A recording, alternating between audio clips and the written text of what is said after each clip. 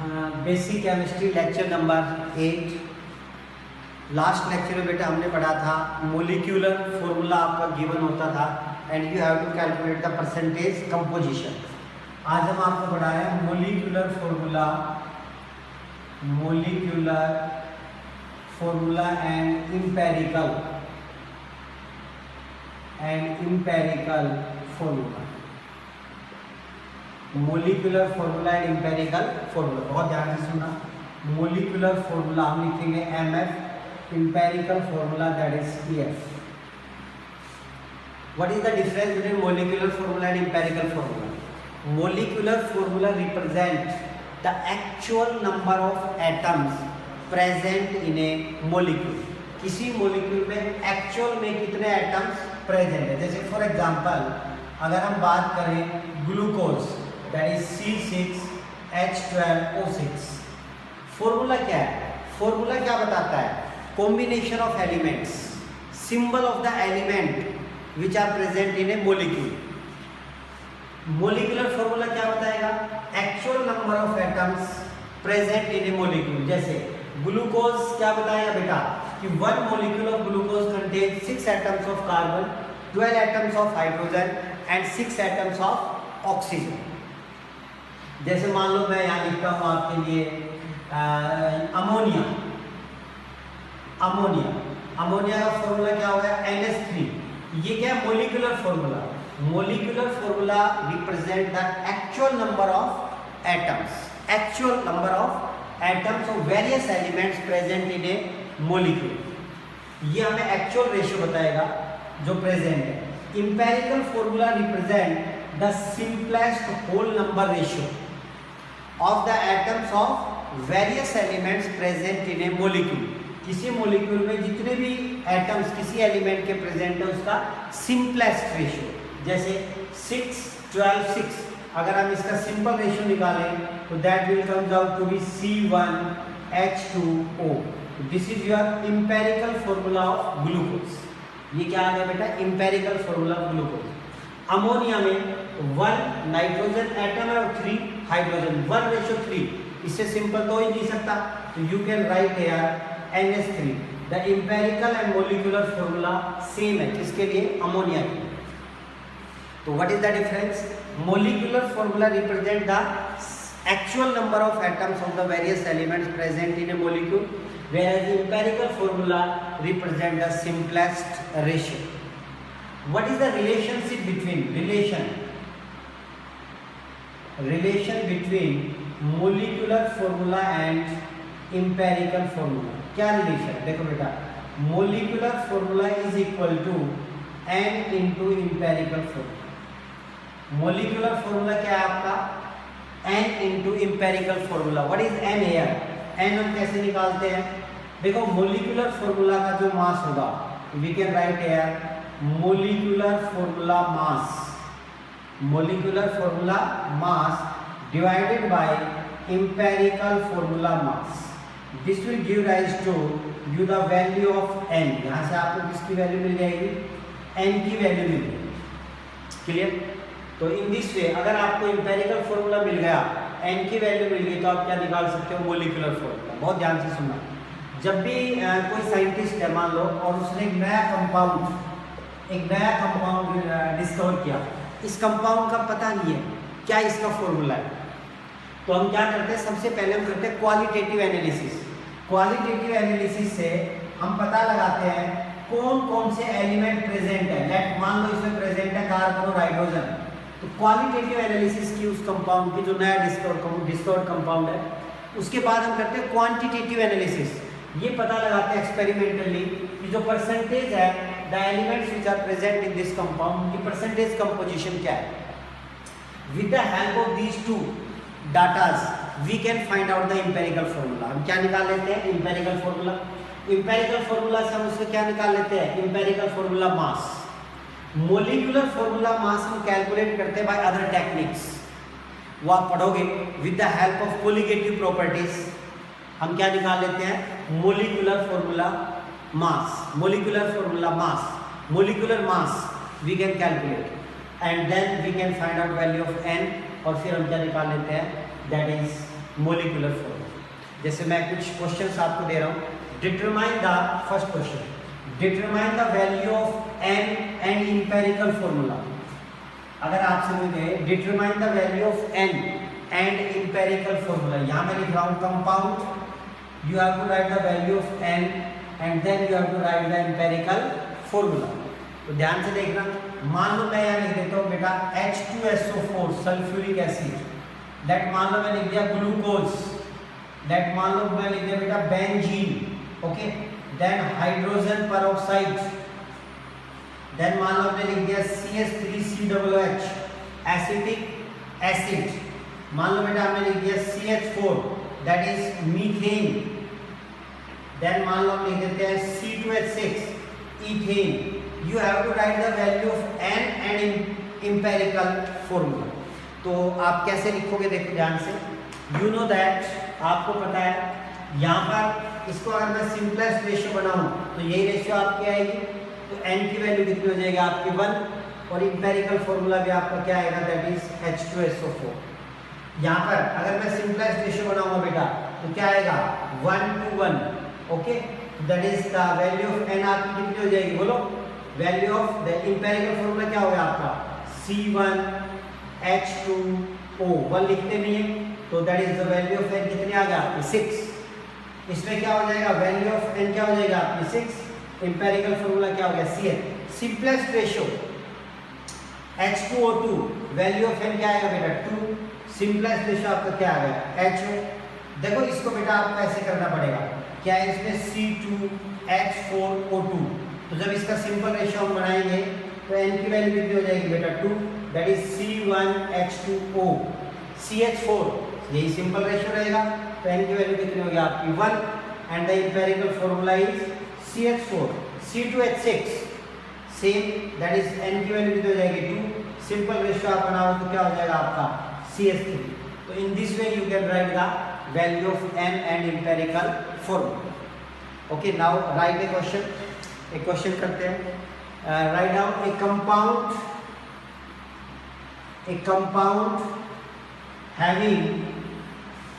compound having empirical formula CH, a compound having empirical formula CH। Question है, कोई compound है उसका empirical formula आपको गिवन है CH and its molecular formula mass is 78। Calculate या find out molecular formula. ध्यान से देखना, अभी हमने आपको बताया we know that molecular formula is equal to n into empirical formula। okay, in this question empirical formula is given to you, that is CH, you have to find out the value of n की value कैसे निकालेंगे, molecular formula mass divided by empirical formula मास।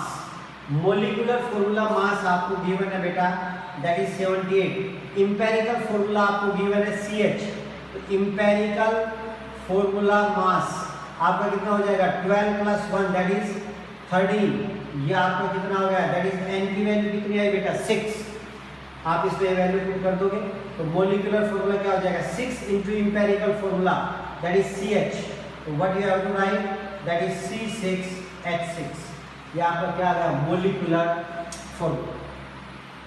अब देखो next question, अगर आपको calculate करना हो empirical formula तो you have to write empirical formula can be calculated by the knowledge of, empirical formula को हम कैलकुलेट कर सकते हैं बाय द नॉलेज ऑफ, यदि हमें दो डाटा पता हो, क्या क्या, कौन कौन से एलिमेंट प्रेजेंट है। अभी आप लोगों ने बताया कि जब भी कोई नया कंपाउंड डिस्कवर होता है तो उसको हम क्वालिटेटिव एनालिसिस से और क्या फाइंड आउट कर लेते हैं, कौन कौन से एलिमेंट प्रेजेंट है।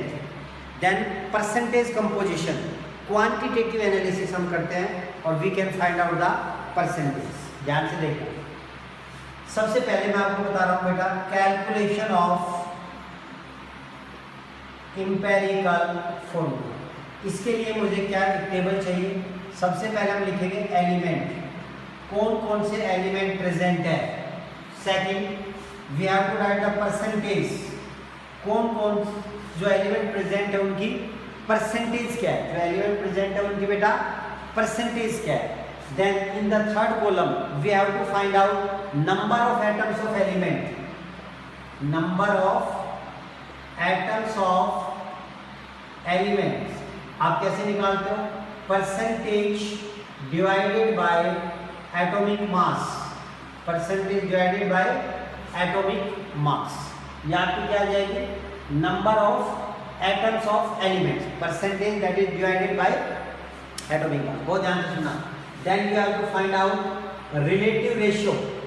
अब आप क्या निकालते हो बेटा, relative ratio. You have to calculate the relative ratio. कैसे निकालते हैं, जो यहाँ पर आपका आ गया बेटा number of atoms of element, उसको हम डिवाइड कर देते हैं जो यहाँ पर लोवेस्ट वैल्यू आएगी। अब ये क्वेश्चन से समझाएंगे, लोवेस्ट वैल्यू से हम डिवाइड करते हैं।